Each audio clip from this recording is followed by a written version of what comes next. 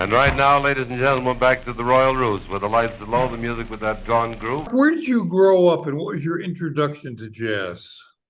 I grew up in northern Manhattan in a community called Washington Heights, and that was in the 1960s. My introduction to jazz is probably partly shaped by television, theme songs to detective shows like Mannix and Mission Impossible and things like that. I mean, most of the jazz guys from the 1950s and on the West Coast, when the club work dried up and the touring dried up, they wound up in television and were often first call for many of those TV shows. So that's sort of where it first takes hold. Probably when Billy Taylor and the Billy Taylor Trio visited my junior high school 143, where you carried your lunch money in your shoe and ran for the bus as soon as you left the school grounds as fast as you could. But he came to visit with his trio, and they played for about a half hour. And then they did something really smart, which is Billy handed out 45s to everybody in the audience of his big hit, free, with the long title, that nobody ever gets right if they try to say it without looking at it. I wish I knew how it would feel to be free. There you go. There you go. He handed those out, and I took it home, and I didn't have many 45s at the time. Probably Love Is Blue, Classical Gas, She Loves You, and Billy Taylor's 45.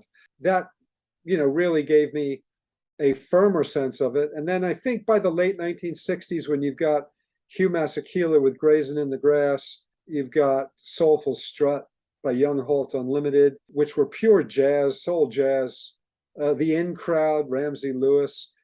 So hearing those hearing those on the radio mixed in with the Stones and the Four Tops and the Four Seasons, by the late 1960s, for me, I would say 1970, I completely gave up on rock and pop and was listening exclusively to jazz, largely because I didn't understand rock at the time. I wasn't a drug user. My folks had moved to the suburbs, Exurbia, actually. It was beyond the suburbs. I didn't want to leave New York. They did. They couldn't afford private school for me, really, or my brother. So they were both artists. So Northern Westchester was it. By the early 1970s, I'm listening to jazz largely because I didn't relate to Pink Floyd or Led Zeppelin at the time. None of that made sense to me, but jazz did. Hey, your dad is a cartoonist of note. Your mom's an artist. How do you think their creativity impacted on you becoming a writer?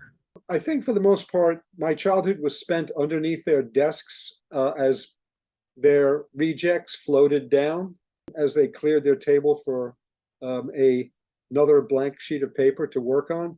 So all those rejects floated down, and I would have my crayons or magic markers, and I would color them in under their desks. But I think for the most part, what my father taught me was a hard work ethic. He worked very hard, 7 days a week.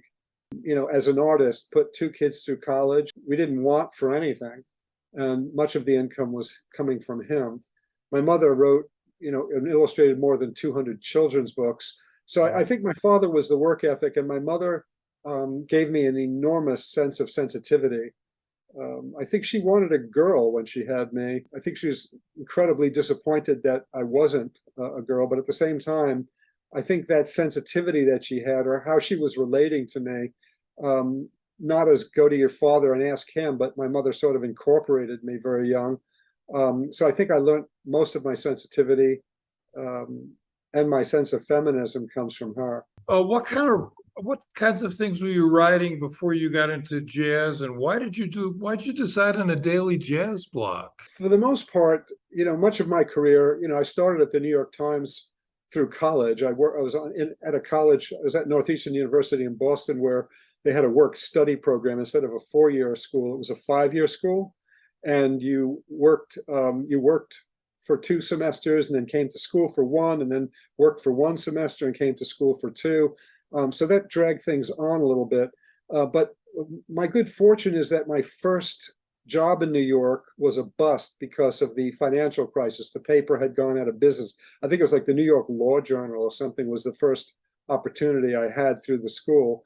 And when that folded, I learned that the next opportunity was in the editorial department at the New York Times, where the Northeastern University grad was finishing his senior year and leaving, and there was an opening.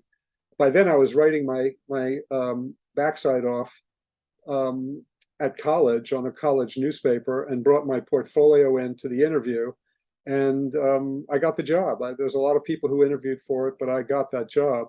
And so throughout college, from 1976 through 79, I worked at the New York Times half the year while I was studying.